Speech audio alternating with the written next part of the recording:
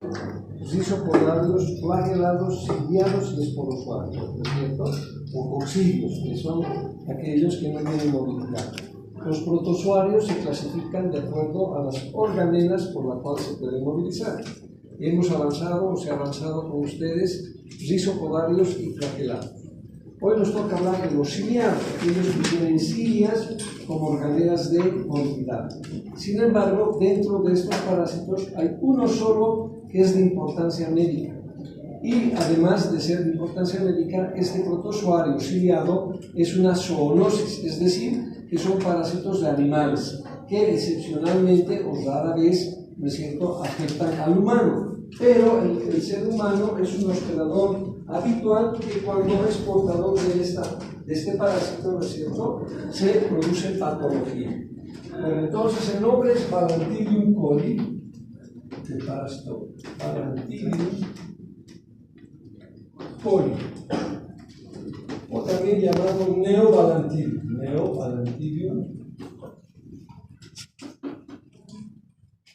coli, ¿de acuerdo? Entonces, género y especie, Neobalantidium o Balantidium coli. Este protozoario inicialmente es zoonótico, es decir, que se estudian en animales. El hospedador habitual más frecuente es el cerdo. El cerdo y algunos otros mamíferos como los monos, pero es más frecuente en el cerdo. Inicialmente en el cerdo se ha estudiado el Balantidium suis, ¿de acuerdo? Específicamente un ciliado de los cerdos.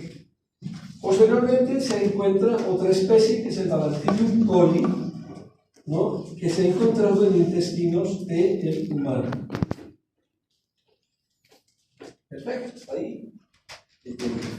Ahora, tanto las heces fecales por Balantidium suis o Balantidium coli, que es la más frecuente, de heces fecales de cerdo que contaminan alimentos, como las heces fecales de humanos que son portadores de Neobalantidium, son contaminantes para el ser humano y obviamente también para el cerdo. Por lo tanto, estas dos especies se nos va a observar tanto en el cerdo como en el ser humano. ¿Qué formas presenta el parásito? Como todo protozoario, son unicelulares, ¿no es cierto? Y por lo tanto presentan una forma de trofozoito o vegetativa, y una forma de resistencia o quiste, o la forma de resistencia. Y además es la forma infectante para el ser humano o para el cerdo. Este es uno de los parásitos ciliados más grandes que parasita al ser humano. La forma de trofozoito puede llegar a medir hasta 80 a 100 micras, pues es bastante grande. Y su forma de quiste está más o menos entre los 50 a 60 micras. Entonces son quistes bastante grandes, ¿de acuerdo? Es la forma de trofozoito y de quiste. ¿Cómo es la forma del trofozoito? Vamos a dibujar ahora la morfología. Balantidium significa saquito, entonces tiene la forma de un saquito. Así, ¿de acuerdo? En su membrana celular está tachonada de cilias que le dan al parásito movimientos de rotación circular. O sea, el parásito se va moviendo, si lo vemos en movimiento al microscopio, en esta forma. Pues bien, gracias a las cilias, rotacopia. Anteriormente, la parte anterior presenta un citostoma, una hendidura dentro del citoplasma, que se escribe el nombre de citostoma. Viene a ser una especie de faringe o de boca del parásito que le sirve para adquirir a través de ellos los alimentos. Como todo protozoario, ¿no es cierto?, va a adquirir los alimentos por fagocitosis, ¿no?, o pinocitosis en el caso de que sea líquido, pero a través de su citostoma.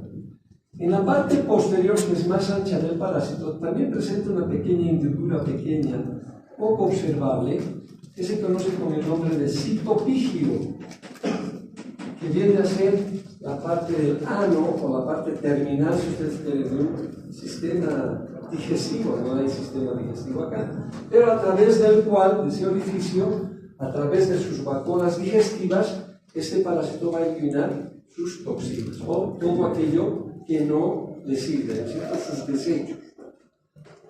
Dentro del citoplasma de este parásito, característicamente se encuentra un macronúcleo que tiene la forma arriñonada, bastante grande y notorio, forma arriñonada, bastante picnótico. Y en la parte hendida o en la parte socavada de este riñoncito se logra observar otro núcleo, que es un micronúcleo que tiene esta computadora. Está en la computadora, pero no da que... A ver, ¿puedes ver el otro? Entonces, un micronúcleo mucho más pequeño, igualmente picnótico, bien picnótico, se tiene perfectamente con el núcleo. El macronúcleo, como es más grande y arriñonado, tiene la función vegetativa. O sea que su carga genética está encargada de hacer funcionar al parásito en cuanto a movimiento, en cuanto a digestión de alimentos, en cuanto a agresividad. Ya, el macronúcleo es importante. Ese macronúcleo, por lo tanto, tiene función vegetativa. El micronúcleo tiene función reproductiva. Entonces ahí está, ¿no es cierto?, las características que le dan las características genéticas a este parásito, que viene a ser, ¿no es cierto?, el micronúcleo. Y dentro de ello se ven bastantes vacuolas, que son vacuolas, unas digestivas, vacuolas digestivas, es decir, que están llenas de alimentos que adquiere el parásito a través de su fagocitosis. Otras son, ¿no es cierto?, vacuolas enzimáticas, es decir, este parásito tiene enzimas. Y una de las enzimas más importantes es la hialuronidasa.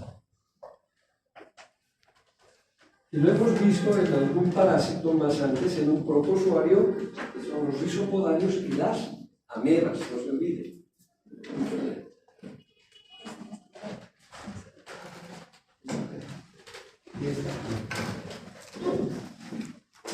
La hialuronidasa es importante. Hemos visto, por ejemplo, que esta enzima es muy importante en las amebas, ¿no? La ameba histórica. Por lo tanto, este protozoario también tiene esas enzimas dentro de su vacuola digestiva, la hialuronidasa. Y obviamente tienes otras, aquí podemos observar algunas enzimitas, ¿no es cierto?, o vacuolas, donde están algunos alimentos, bacterias, porque también se alimentan de bacterias que se encuentran a nivel del intestino. La forma quística es más pequeña, llega a medir hasta 60 metros. Está claro, no sé, alguna pregunta en cuanto al trofozoito que no tiene mayor relevancia. Luego, la forma quística es ovoide o circular, de doble membrana.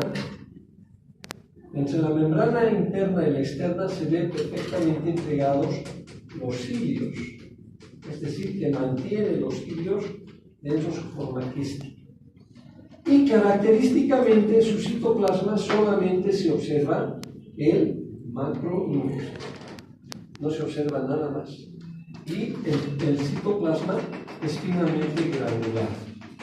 Algunas veces se logra observar el micronúcleo muy pegado al macronúcleo, pero en generalidad desaparece. No es que desaparece, sino se confusiona, y solamente en el quiste lo que llama la atención para hacer el diagnóstico es el macronúcleo. Que mide, hemos dicho, 60, que es la forma de resistencia. Sencillísimo, un parásito bastante sencillo. Vamos al ciclo biológico. El ciclo biológico, como todo protozoario, es monoxénico, ¿no es cierto? Monoxénico.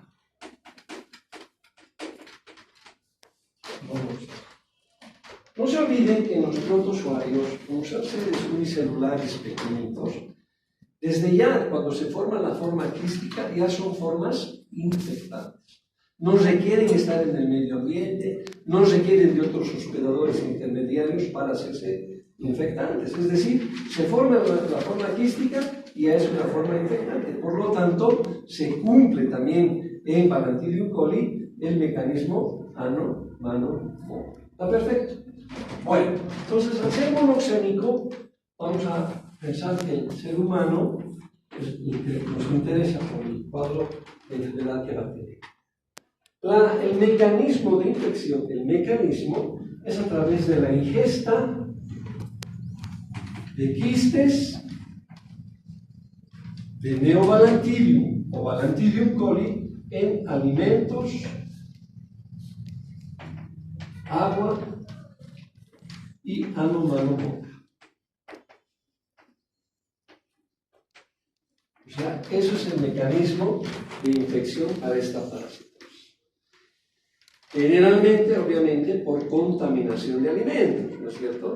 Muy rara vez nosotros vamos a adquirir o vamos a levantar un alimento donde haya materia fecal. Pues tiene que haber contaminación por aguas, por la lluvia, y son quistes bastante resistentes.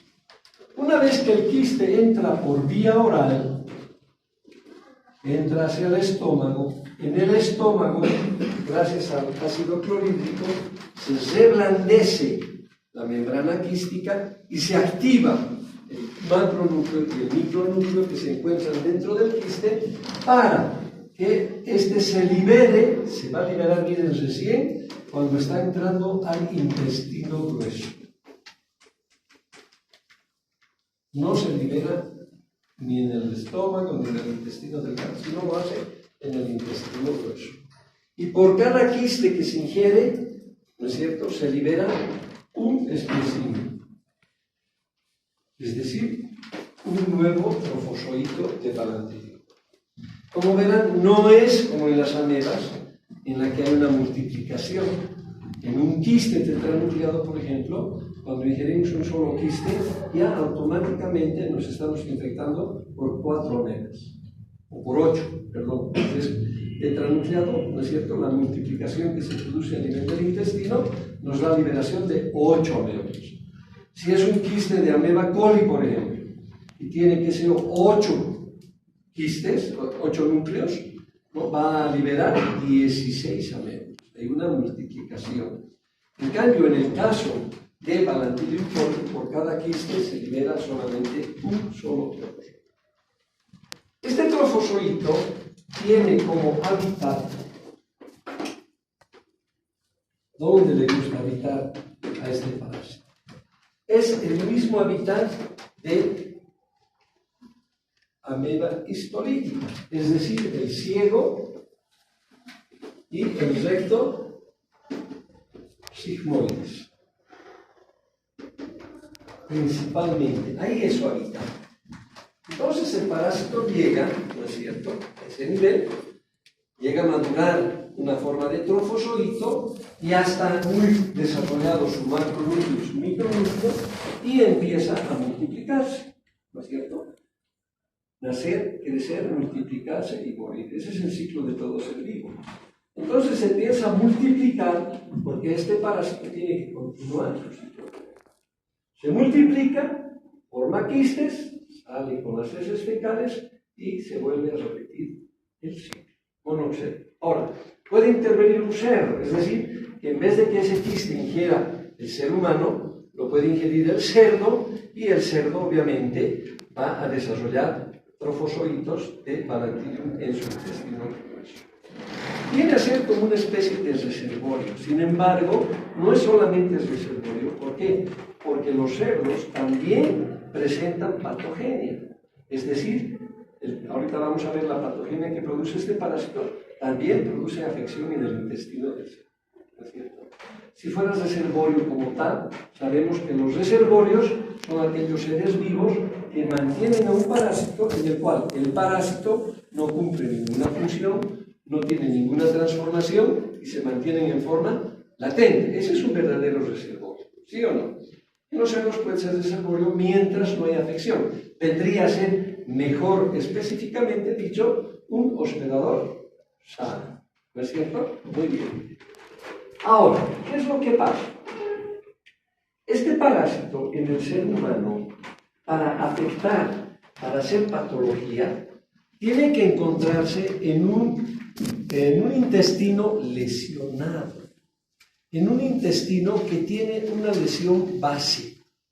Vamos a dar ejemplo. Por ejemplo, una colitis por infección bacteriana, que esté cursando con una shigellosis, que esté cursando con una salmonelosis, o que se haya exacerbado, por ejemplo, un cuadro de infección intestinal por Escherichia coli enterotoxigénica. ¿No es cierto? Entonces hay una lesión en el intestino inicial. A eso se llama una infección base. Podemos hablar de ciertas alteraciones morfológicas dentro del intestino grueso, los divertículos. Los divertículos son pequeñas formaciones saculares congénitas que se presentan en el intestino grueso, que tienen cierta función inflamatoria, son constantemente molestosas, producen inflamación intestinal constante, ¿no? Si que haya infección, inflamación.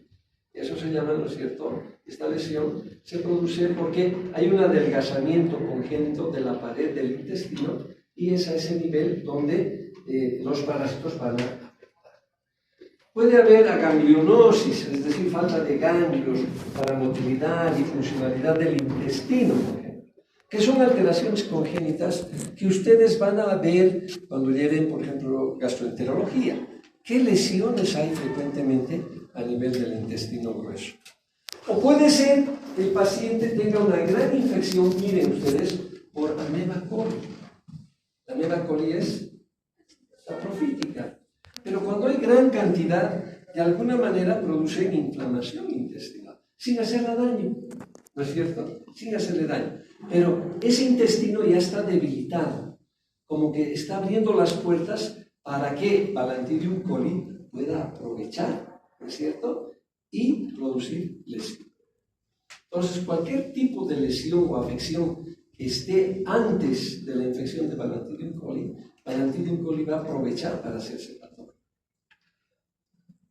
Una causa que se está viendo es, por ejemplo, la desnutrición o las bajas defensas, ¿no es cierto? Pacientes que tienen el sistema inmunodeprimido. En algunos casos se ha observado de que en estos pacientes Balantidium coli puede exacerbar su patogeno.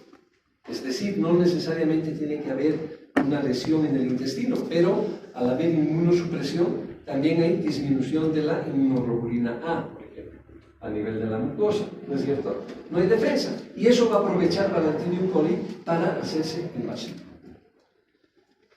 En la generalidad de los casos, como el ser humano es sano, no hay lesiones, no hay divertículos, no hay inflamación, nada, el paciente o la persona que es portadora de Balantidium coli viene a ser un portador sano.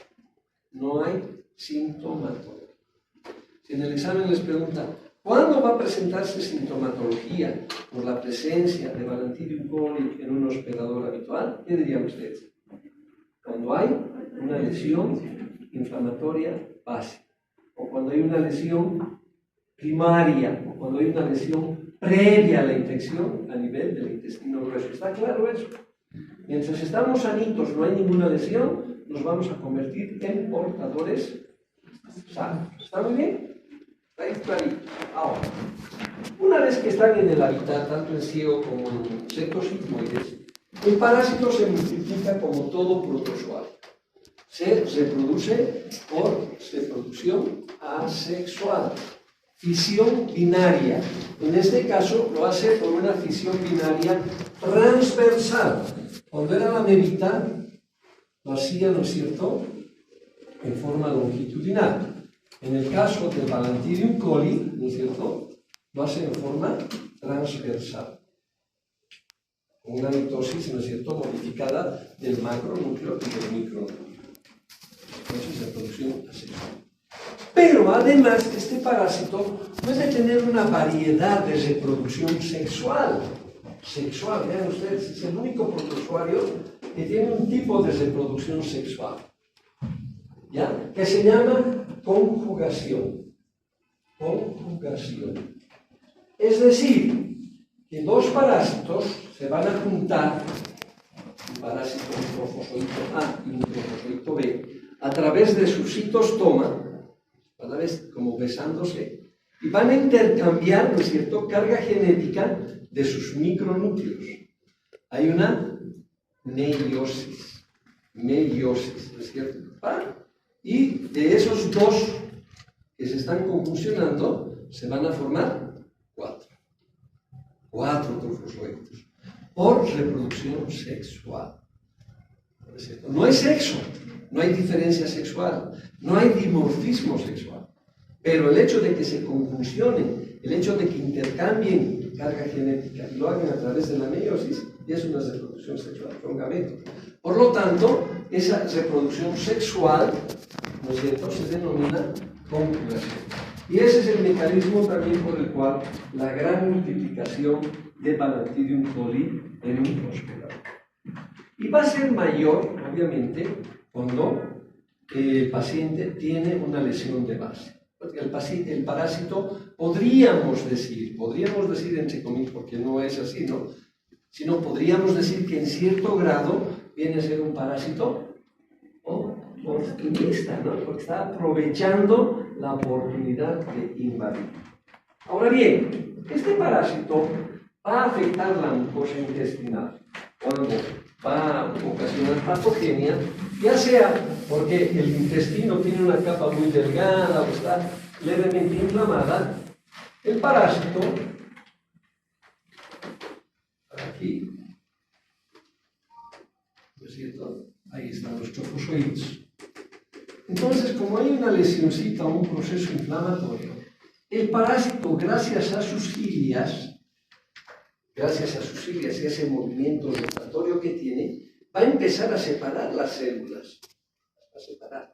Pero para que las células se desprendan unas de otras, ustedes saben que las células están unidas por un cemento, es decir, los desmoides, los desmosomas. Entonces, esos desmosomas van a ser debilitados, si ustedes quieren, por la hialuronidasa. Por lo tanto, tiene una acción patógena enzimática. Importante, la más importante.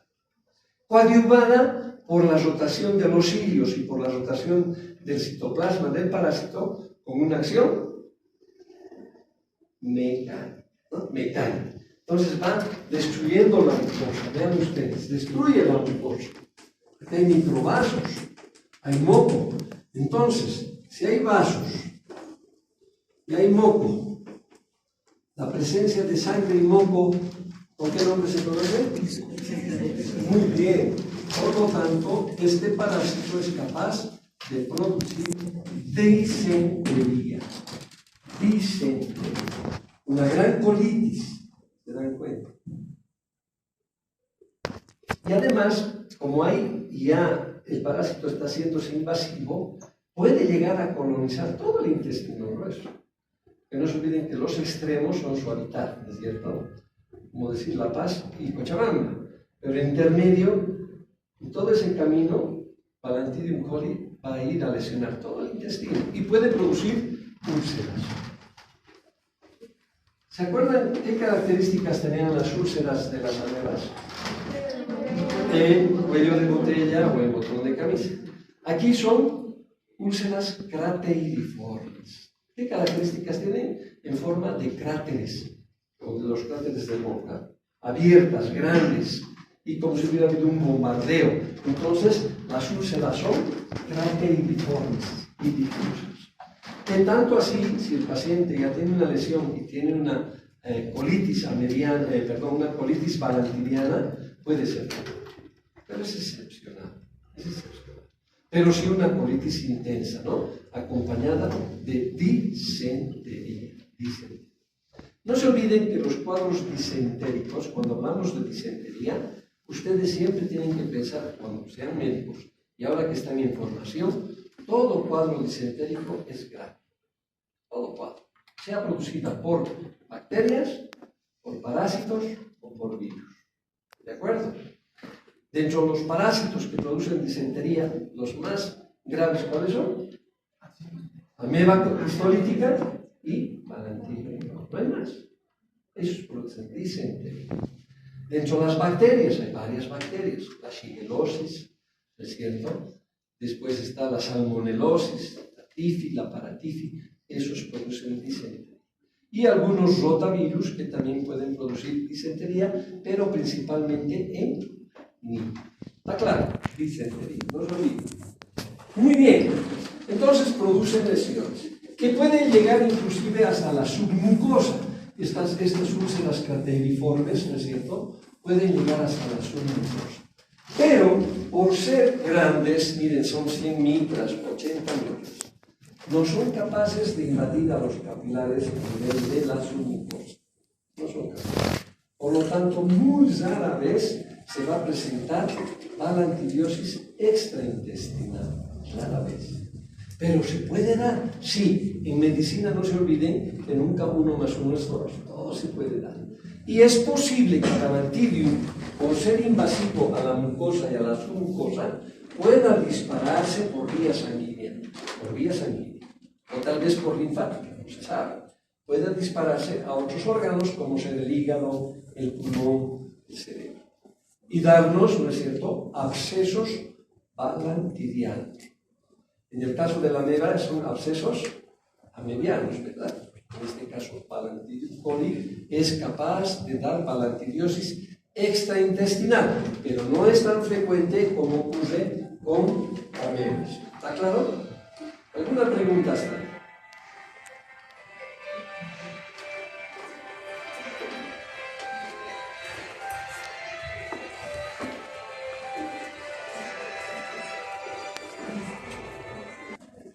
Entonces, una vez que ha producido su patogenia y hay una colitis, obviamente el paciente recién va a acudir donde el médico, ¿no es cierto?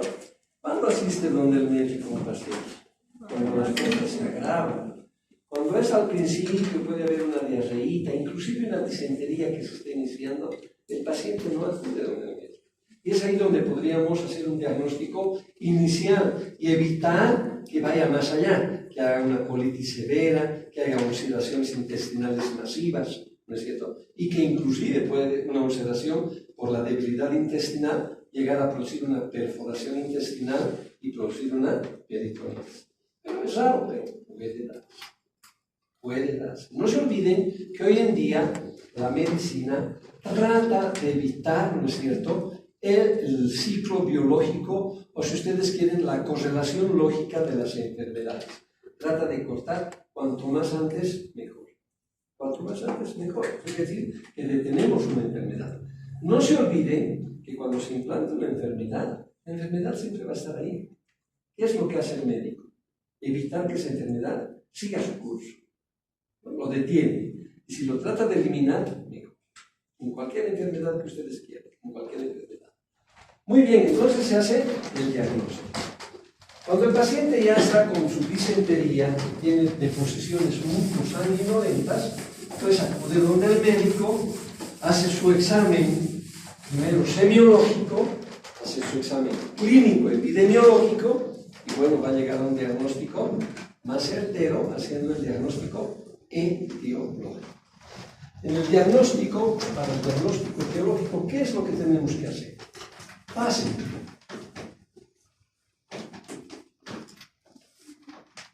Un examen coloparasitológico. Esencial. ¿Qué vamos a encontrar ahí? ¿O trofoscoitos o quistes? Dependiendo la severidad que tiene esa disentería, ¿no es cierto? Porque no se olviden que el cuadro, cuando hay un cuadro intestinal, siempre va acompañado de diarrea, estreñimiento, diarrea, es cíclico, ¿no? Hay estreñimiento cuando el parásito deja de multiplicarse o está en multiplicación y no está causando lesión.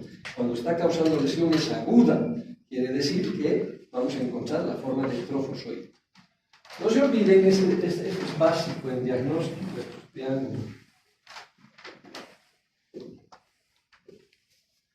Estas son heces formadas.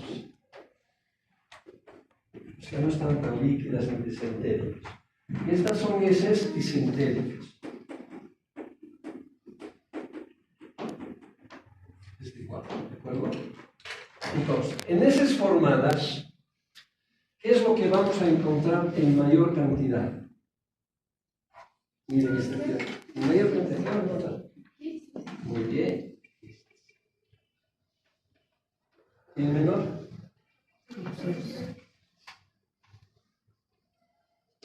En cambio, en heces disentéricas o diarreicas, ¿qué vamos a encontrar en menor cantidad? Quistes, pero en mayor cantidad, trófosos.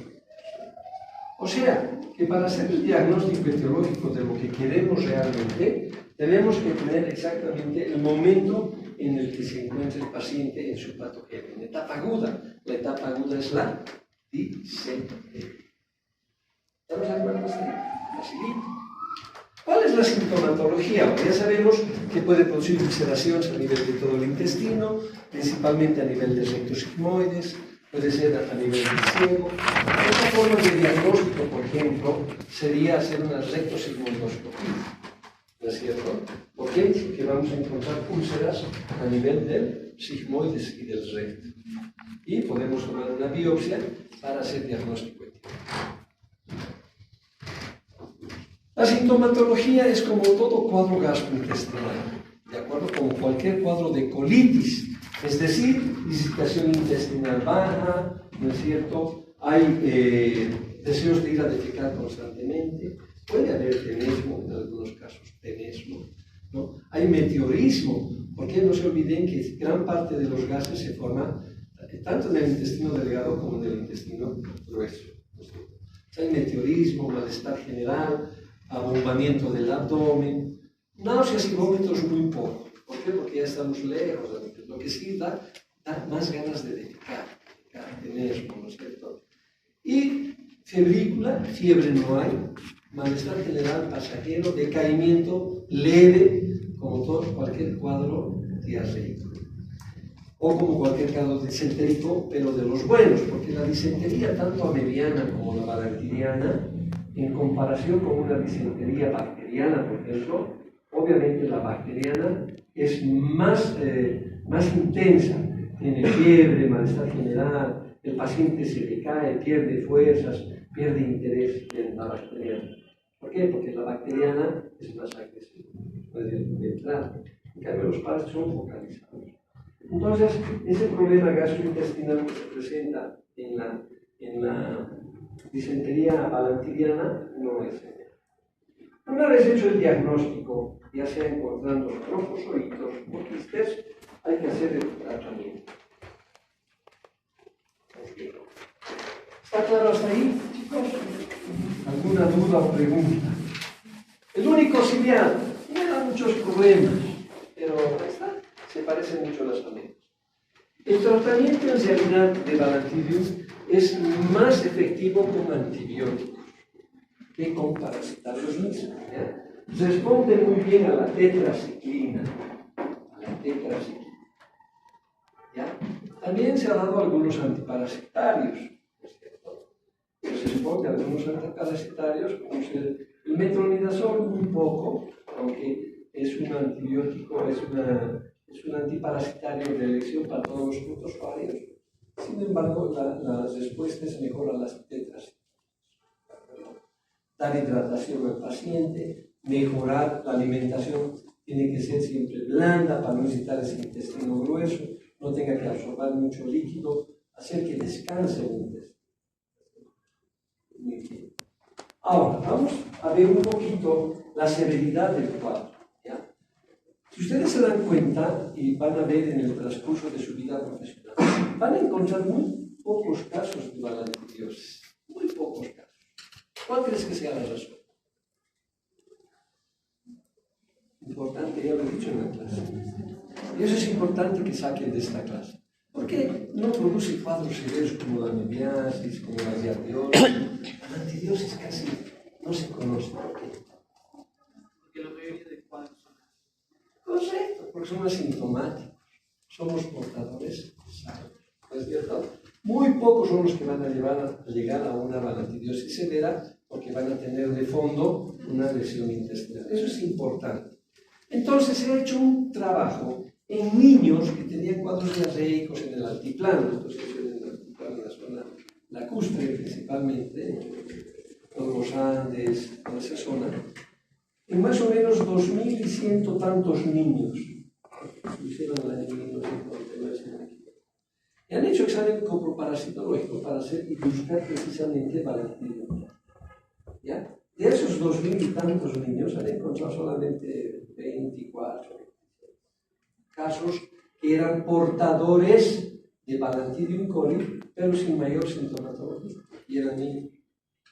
Claro, los niños, ¿por qué? Porque los niños están siempre en contacto con la tierra, ¿no? Menos higiene, mano, ¿se dan cuenta? Y se ha encontrado ese porcentaje de 22 a 26 en 2000, nos da un porcentaje más o menos de esa población de 1.2, 1.5.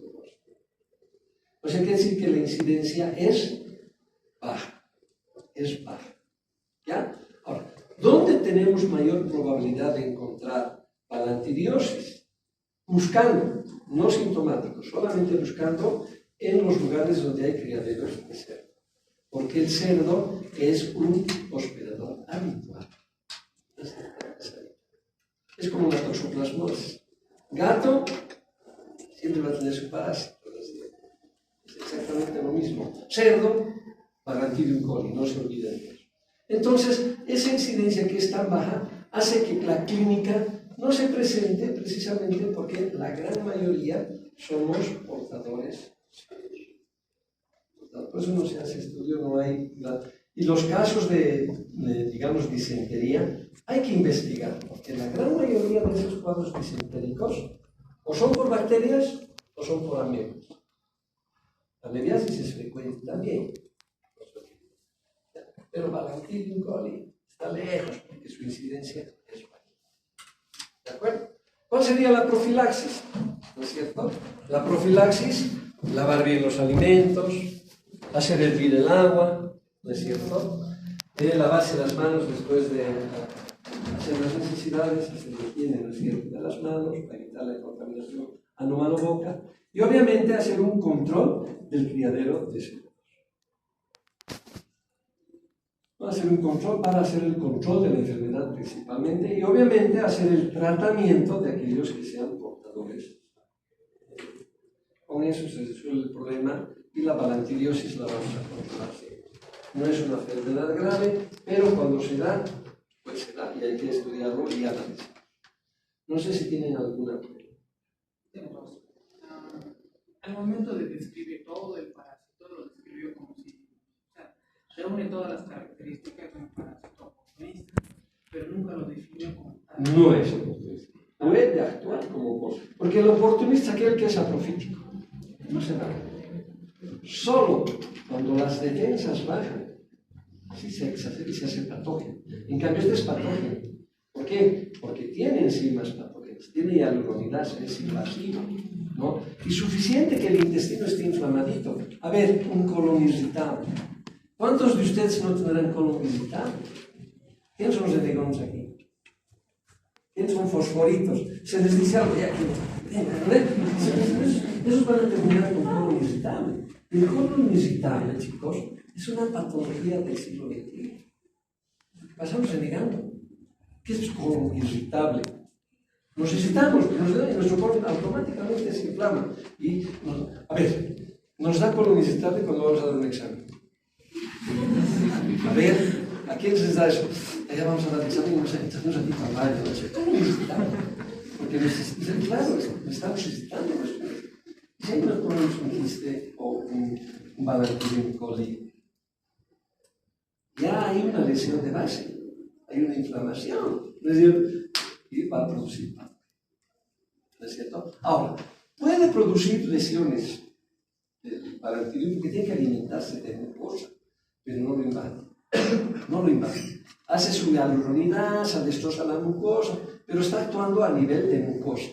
Va a dar una diarreíta, el sistema inmunológico, la inmunoglobulina A, va a hacer que no avance más allá. Es patógeno, pero nuestro sistema lo mantiene como un hospedador. Es decir, no es oportunista. actúa como la primera pregunta. La segunda, menciono tanto humanos como cerdos, que son los pioneros habituales. Todos los menciono. ¿Cuáles más? Monos. Se han encontrado palantídeos fecales de monos. Pero eso ha sido estudios que han encontrado. No sabemos si es palantídeo, porque hay varias especies de palantídeo. ¿Ya? Hay varias especies. Pero estamos hablando del palantídeo coli o del neopalantídeo. Este mismo que tiene esos sinodemas que tienen la característica de este protozoario, se le encuentra en ese momento. Pero son estudios. Por eso te digo, hay que todavía estudiarlo. ¿Alguna otra pregunta? A ver. Sí. ¿Cuál sería mejor? Igual hay que darle antibióticos a los cerditos, les da tetracyclina, lo mismo. Por eso es que cuando se ha empezado a investigar y los mamíferos, los animales que nos rodean, la gran mayoría son antropozoonosis, ¿verdad? Todas las parásitos son antropozoonosis, por lo tanto hay que controlar a estos animales. ¿Por qué? Porque son como una especie de... No son reservorios puros, no se olvide, son especies de reservorios de parásitos. Por lo tanto, todos los animales que son criados en cabañas, todos son con control sanitario, desparasitados. Con todos los animalitos se cumple eso, con todos los animalitos. Cualquier animalito que tú me digas que se maneja, por ejemplo, en zoológicos, ya no hay muchos zoológicos, pero el control, por ejemplo, de veterinaria es desparasitar a todos los animales. ¿De acuerdo? Si tú tienes un perrito, tienes que desparasitar. Si tienes un gatito, como en nosotros, si crías ratoncitos, como mayos, que ellos son portadores de algunos genes para virus. ¿No es cierto? Hay protozoarios que tienen genes que transportan virus. O sea, imagínense, esos seres unicelulares están entrometidos en todo. ¿Qué querías preguntar?